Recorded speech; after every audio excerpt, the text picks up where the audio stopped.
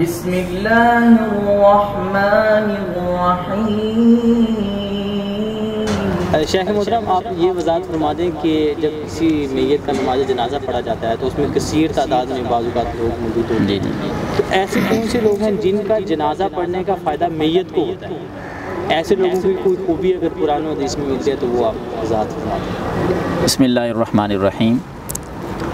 جنازے کے حوالے سے آپ نے جو سوال پوچھا ہے تو یقیناً ایسا ہی ہے ہمارے معاشرے کے اندر، کوئی بھی فوتگی ہو جائے، کوئی بھی فوت ہو جائے تو بہت سارے لوگ جنازہ پڑھنے کے لیے تو پہنچتے ہیں، لیکن غور یہ کرنا چاہیے کہ اس فوت ہونے والے کو بھی کسی کے آنے کا فائدہ ہوا یا نہیں، یا کون سے وہ احباب ہیں، کن خوبیوں کے وہ مالک ہیں کہ آ کر جنازہ پڑھیں اور میت کو ان کا فائدہ ہو۔ یہ واقعی بات بڑی قابل غور ہے اور سمجھنے والی ہے، بڑا قیمتی سوال آپ نے کیا۔ میں اس کے جواب میں صحیح مسلم کی ایک حدیث پڑھتا ہوں، شیخ صاحب بھی موجود ہیں۔ صحیح مسلم کے اندر ایک حدیث ہے، سیدنا عبداللہ بن عباس رضی اللہ تعالی عنہ، ان کا ایک بیٹا فوت ہوا تو میت گھر میں پڑی ہے، لوگوں کا انتظار ہے کہ نماز جنازہ کے لیے آ رہے ہیں، جمع ہو رہے ہیں ساتھی۔ گھر کے باہر جس طرح ہمارے معاشرے میں بھی ایسے ہی ہوتا ہے، میت گھر میں پڑی ہے، لوگ باہر جمع ہوتے ہیں، کبھی جنازے کا ٹائم ہونے والا ہے، لوگ جمع ہوتے گئے۔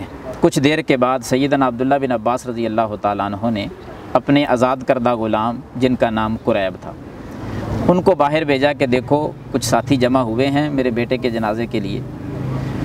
تو قریب باہر نکلے اور دیکھا کہ کافی سارے لوگ جمع ہیں، آ کر جب بتلایا تو سیدنا عبداللہ بن عباس رضی اللہ عنہ پوچھتے ہیں کہ قریب، جو لوگ آئے ہیں میرے بیٹے کی میت پر جنازہ پڑھنے کے لیے، کیا ان کی تعداد 40 ہوگی؟ تو دوبارہ دیکھ کر بتلاتے ہیں آ کر کہ 40 تعداد ان کی ہوگی۔ تب سیدنا عبداللہ بن عباس رضی اللہ تعالیٰ عنہ نے اس موقع پر ایک حدیث سنائی اور ساتھ یہ بھی فرمایا کہ اب میرے بیٹے کی میت کو اٹھاؤ اور باہر چل کے ہم جنازہ پڑھتے ہیں۔ حدیث کیا ہے؟ اب وہ آپ کے سوال کا جواب اس حدیث میں ہے۔ سیدنا عبداللہ بن عباس رضی اللہ عنہ فرماتے ہیں کہ میں اللہ کے رسول صلی اللہ علیہ وسلم سے سنا کرتا تھا، آپ علیہ الصلوۃ والسلام فرماتے تھے کہ جو مسلمان بھی فوت ہو جائے اس کی میت پر 40 افراد ایسے آ جائیں کہ لا یشرکون باللہ شیئا، انہوں نے وہ اللہ کے ساتھ شرک نہ کرتے ہوں، توحید پرست ہوں۔ یہ خوبی ہے جی ان کی، وہ توحید پرست ہوں، تعداد میں صرف 40 ہی ہوں، وہ 40 آ کر میت کے حق میں اللہ تعالیٰ سے بخشش مانگ لیں، مغفرت کی دعا کر دیں، تو اللہ تعالیٰ ان کی دعا کو ان کے حق، اس میت کے حق میں قبول فرما لیتا ہے اور میت کے سارے گناہ معاف فرما دیتا ہے۔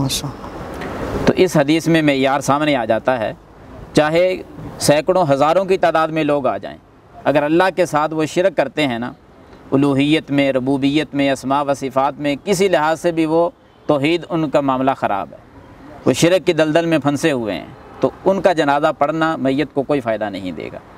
اور اگر واقعی وہ ہر لحاظ سے توحید پرست ہیں تو پھر 40 بھی آ جائیں بے شک نہ ہوں تو میت کو فائدہ ہوتا ہے کہ اللہ تعالیٰ سارے گناہ معاف کر دیتا ہے۔ تو اس لیے سب لوگوں کو چاہیے کہ توحید کو سمجھیں کہ توحید باری تعالیٰ ہے کیا، اس کو پوری طرح سمجھ کر، تاکہ ہم سے جدا ہونے والوں کو ہمارے جنازہ پڑھنے کا فائدہ تو ہو۔